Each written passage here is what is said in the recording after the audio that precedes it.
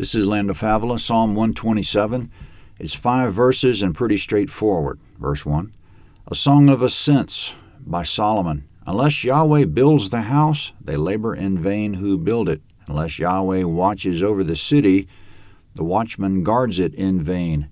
It's vain for you to rise up early, to stay up late, eating the bread of toil, for he gives sleep to his loved ones. Behold, children are a heritage of Yahweh. The fruit of the womb is his reward. As arrows in the hand of a mighty man, so are the children of youth. Happy is the man who has his quiver full of them. They won't be disappointed when they speak with their enemies in the gate. Comment, that's the end of the psalm. In verse 1, Unless Yahweh builds the house, they labor in vain who build it. Unless Yahweh watches over the city, the watchman guards it in vain. End quote. As Jesus put it, he said he was about his Father's business. He wasn't about his own business. He was about the Father's business, and that should be our agenda too, the Father's agenda, not our agenda. Our agenda will fail. It'll come to nothing every time. Eventually, it'll come to nothing. But God's agenda will never fail. Besides, our agenda is burdensome and we're heavily laden. We have a heavy yoke. But Jesus said with his agenda, he says our yoke is easy and burden light, Matthew 11:30. So if we want heavy labor that fails, we can do our own thing, but if we want light labor that succeeds, let's do God's thing. God told the Israelite to go in and conquer the Promised Land, which would have been a bad idea, except that it was God's business. He made their enemies run from them. All they had to do was walk forward with spear in hand, and the land was theirs. God's prepared work for us. We are, quote, created in Christ Jesus for good works, which God prepared beforehand that we should walk in them, end quote. So he created specific work for us. His plan for us is already in place. Let's do that plan. It's a very bad idea to change the plan.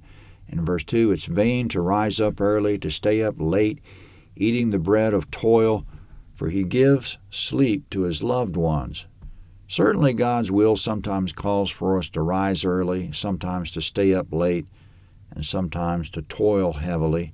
Jesus and the disciples had so much pressing business they didn't have time to eat bread, Mark 3:20.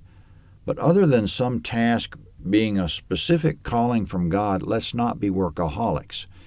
He gives sleep to his loved ones, in verse 2. That's also translated, he gives to his beloved even in his sleep, NASB.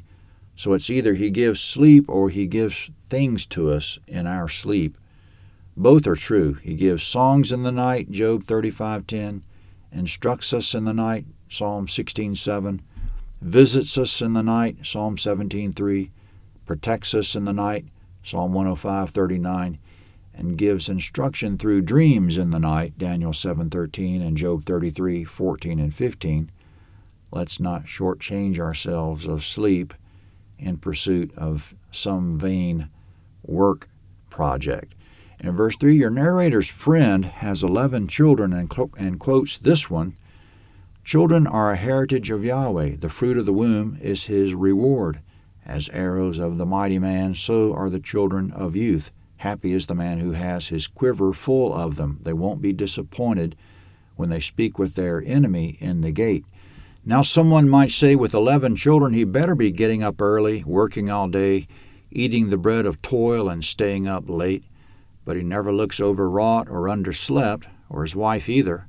Happy is the man who has his quiver full of them, not unhappy. Speaking of the entire family in the last verse, they won't be disappointed, the entire big family with all those children. They won't be disappointed when they speak with their enemies in the gate.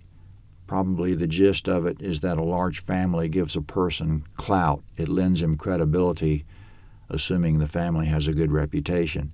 Summarizing the psalm, stick to God's agenda. It'll go well.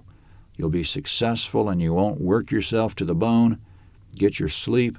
Don't be afraid to have children, lots of them if God gives them to you, and enjoy a good life.